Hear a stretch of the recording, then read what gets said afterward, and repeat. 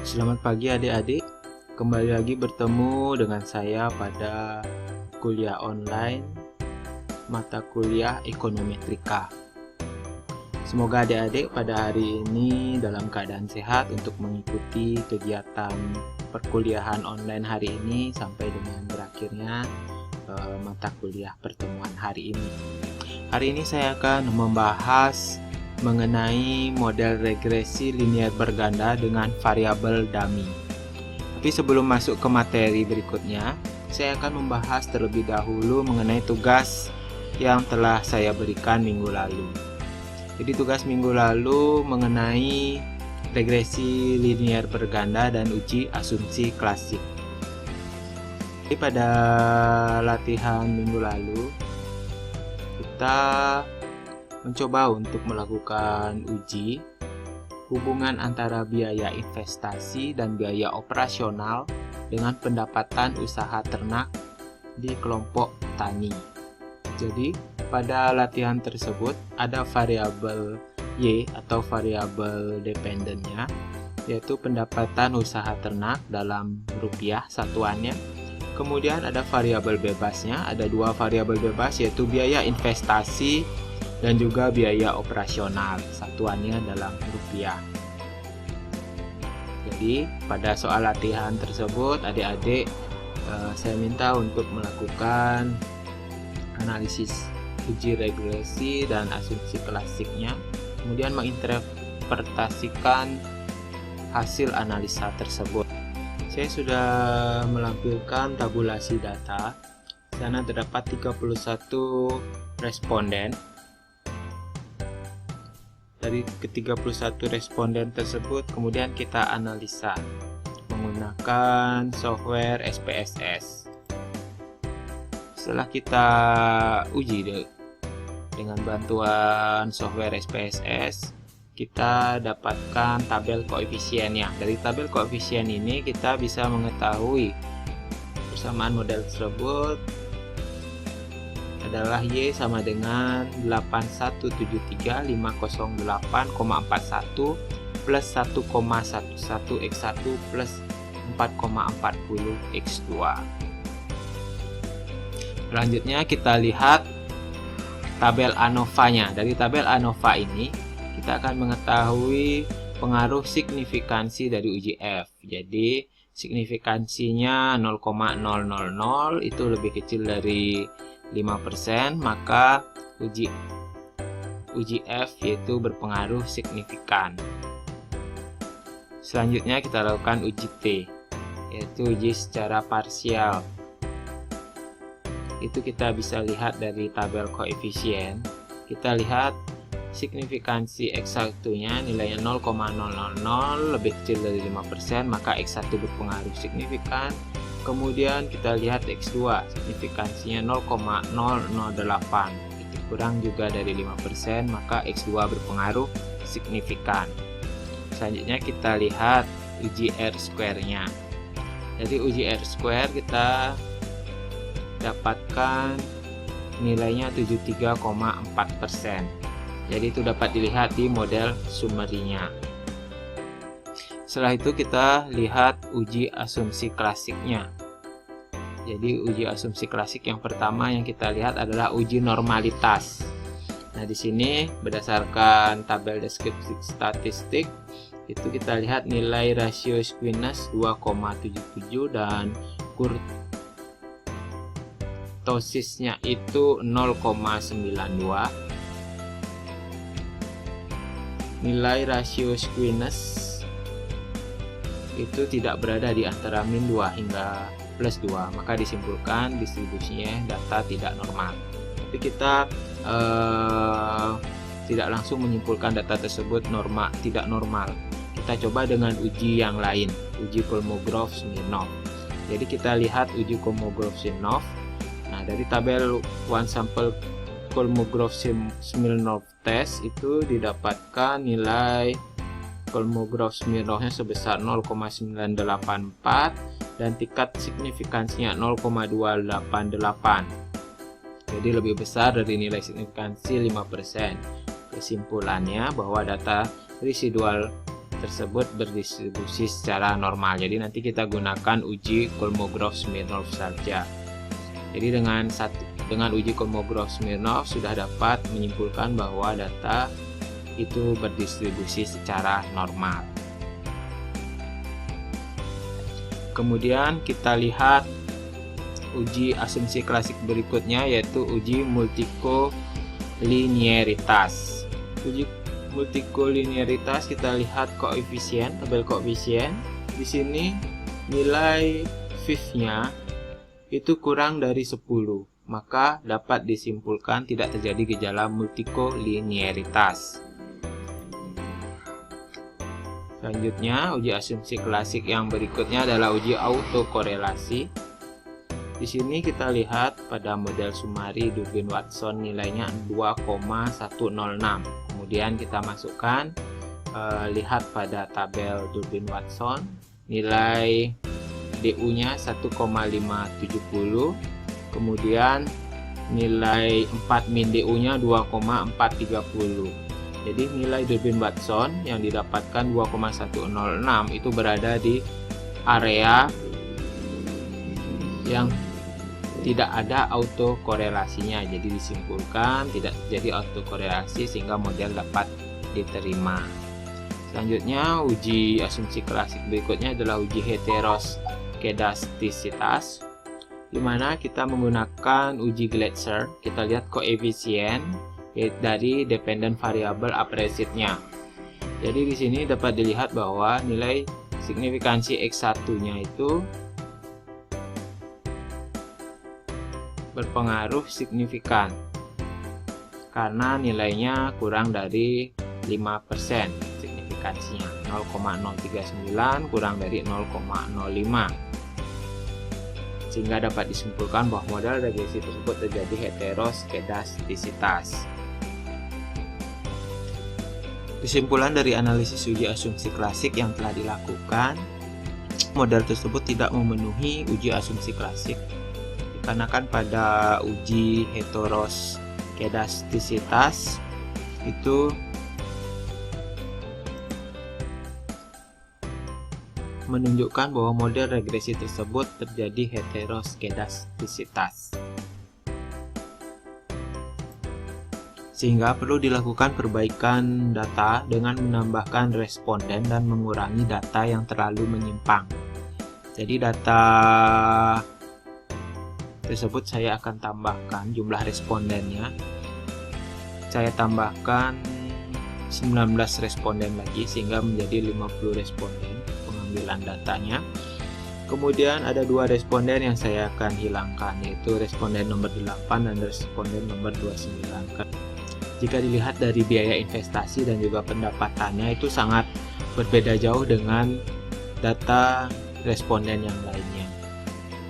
Karena dengan Rp1.700.000 biaya investasi, dia mendapatkan pendapatan sebesar 33 juta. Itu jauh sekali sehingga data tersebut saya hilangkan, data responden tersebut. Kemudian data responden 29 juga seperti itu sehingga saya hilangkan. Jadi total seluruh responden yang saya gunakan menjadi 48 responden. Ini data tambahan yang telah saya ambil di lapangan. Kemudian kita lakukan uji asumsi klasik ulang. Mulai dari uji normalitas, kita gunakan uji Kolmogorov-Smirnov.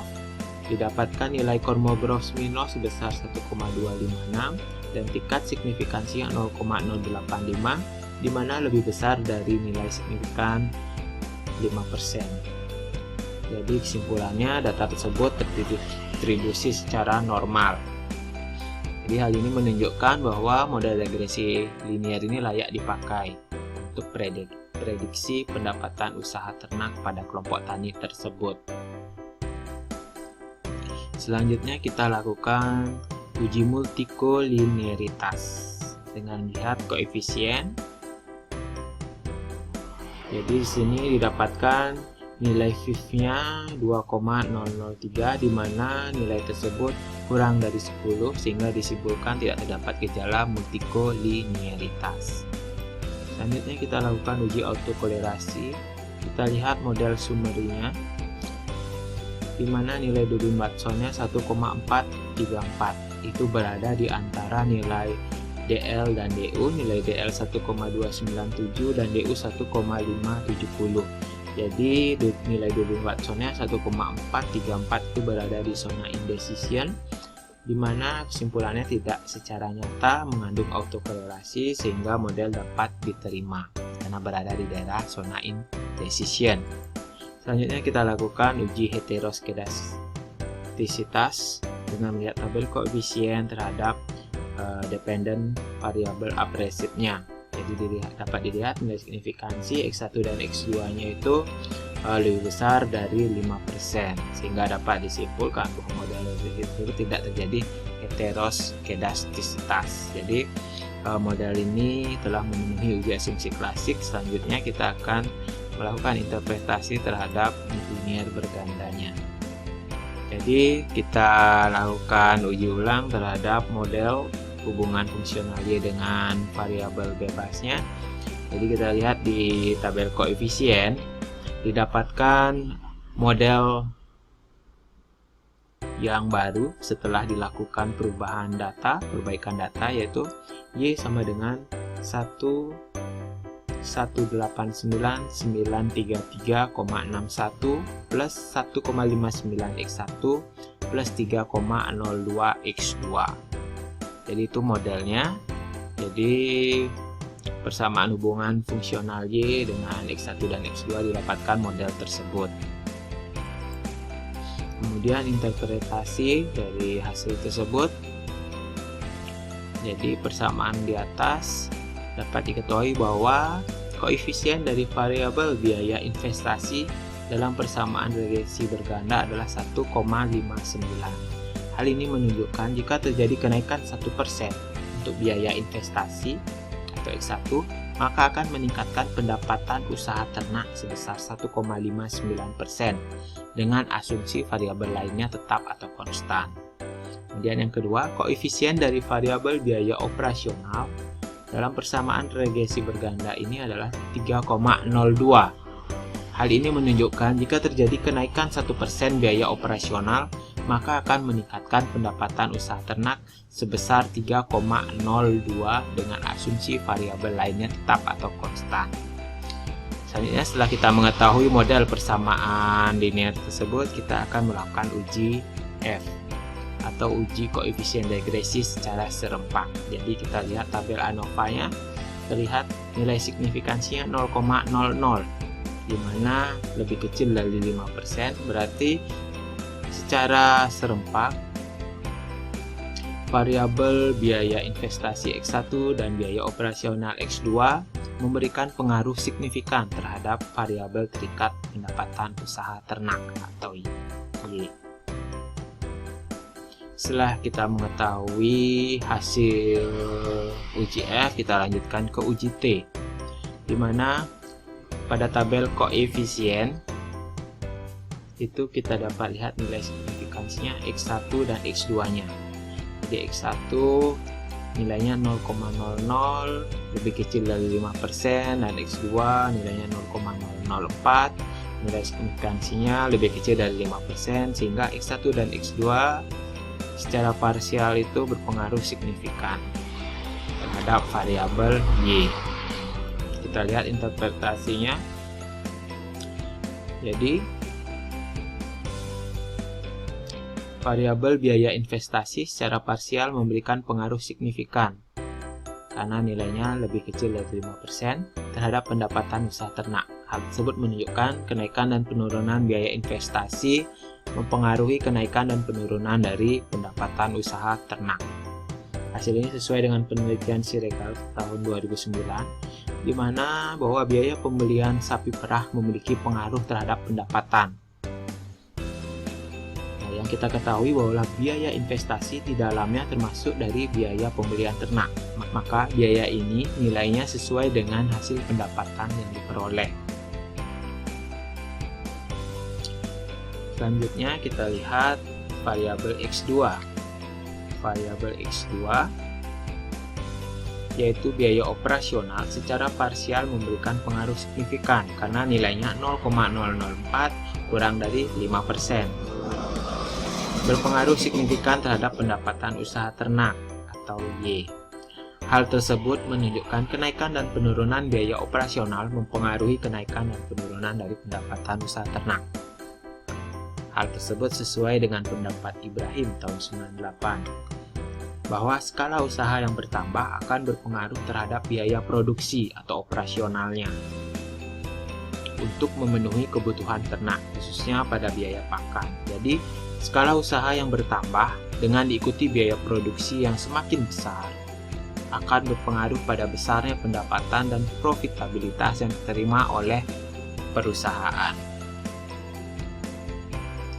Selanjutnya kita melihat uji R-square-nya. Kita lihat uji R-square-nya. Jadi nilai R-square sebesar 0,894 atau 89,4%.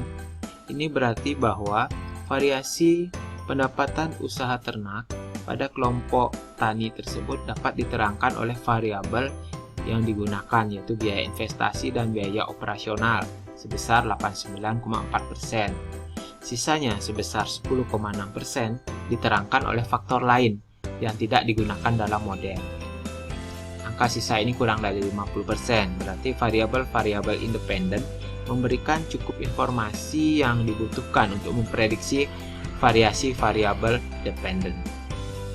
Oke, jadi sekian pembahasannya. Jadi kita sudah menginterpretasikan dari uji asumsi klasik, kemudian dilakukan uji linear berganda, yaitu uji F, uji T, dan uji R-square-nya untuk melihat hubungan persamaan apakah bisa diterima secara statistik atau tidak.